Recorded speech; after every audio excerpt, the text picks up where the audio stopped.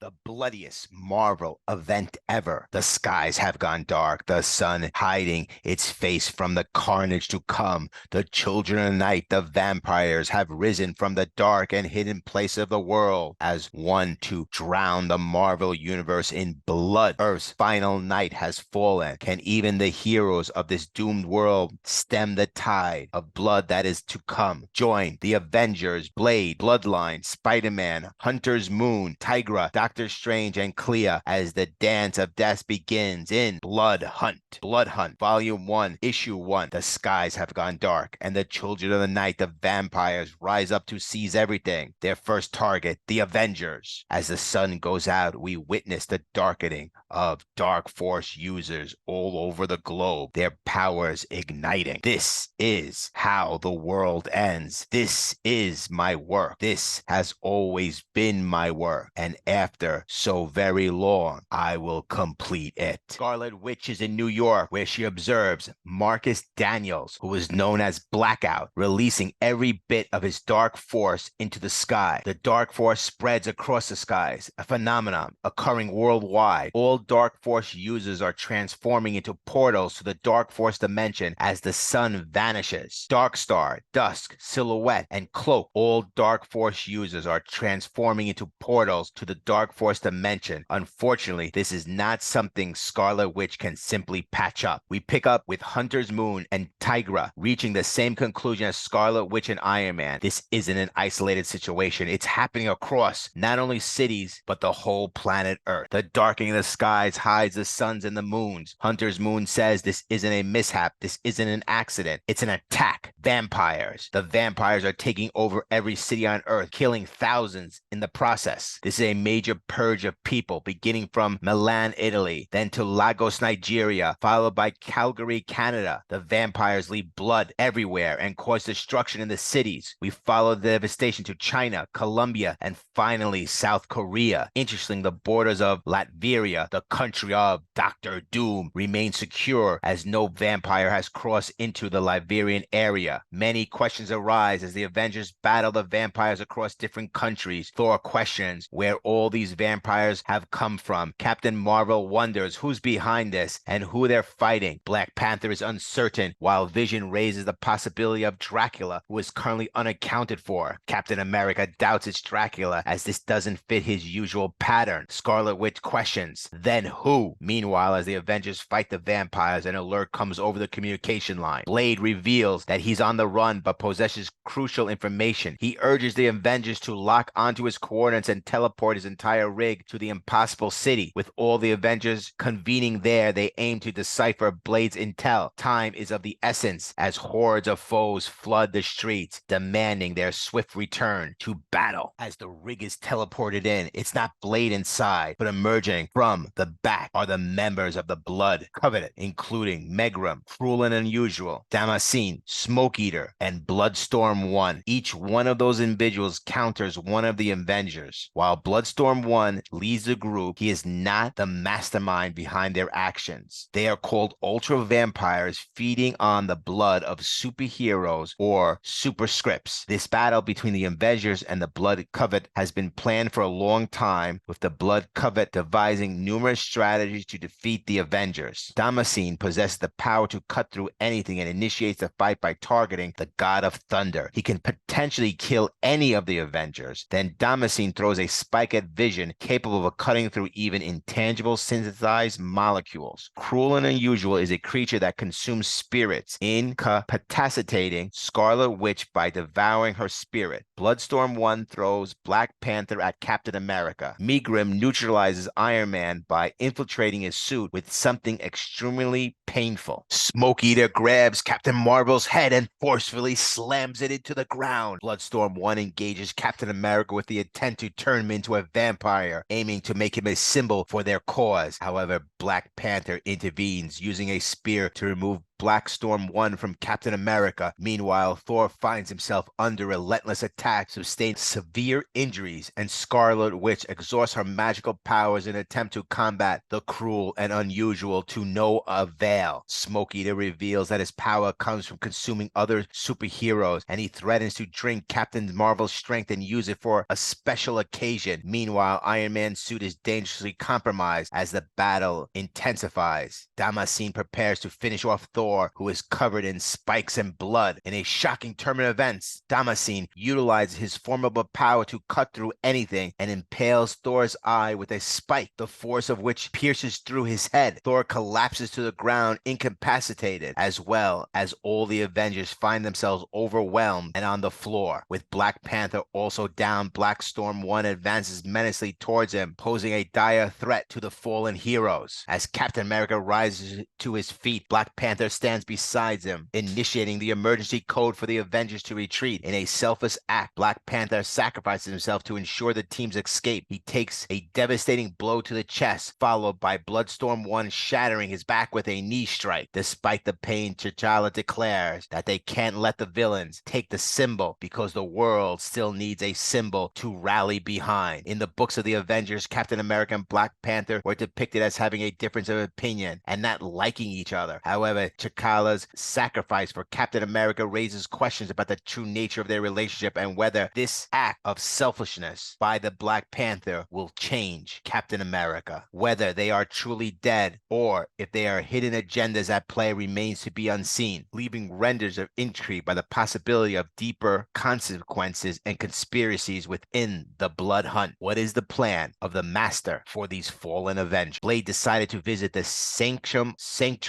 to seek out Doctor Strange's assistance. Meanwhile, Doctor Strange is diligently researching a spell aimed at eradicating all vampires on Earth. However, he acknowledges the need for insights from Blade regarding the current situation. The vampires responsible for the series of attacks are known as the Structure, and although Moon Knight had previously killed their leader, they have now been replaced by an even more malevolent leader with grander ambitions. This new generation of ultra vampires is a mirror version of the Avengers, but vampire. They also feed on the blood of superscripts and possess enhanced magical ability, making them formidable adversaries. Blade actually questions Doctor Strange's plan to wipe out all the vampires on Earth for a number of reasons. He would need the use of the Darkhold, a magical evil book that has been lost ever since the Scarlet Witch consumed the book. A moral quandary arises regarding the notion of exterminating all vampires on Earth. This raises the question of whether it's justified to eradicate even the good vampires who don't deserve to die simply because of their atrocities committed by the Structure. Meanwhile, Doctor Strange ponders how Blade possesses such extensive knowledge about the Structure's plan. The answer becomes apparent. Blade himself is the new leader of the Structure. In a bid to defeat a villain, Blade consumed some of Dracula's blood, which granted him incredible new abilities, but also drove him to madness. Do you want to know who put out the sun, who released the children of the night, who assembled the monsters who killed the Avengers? The leader of the Structure. It's me. In a shocking turn of events, Blade takes up his sword and drives it through the chest of Doctor Strange. This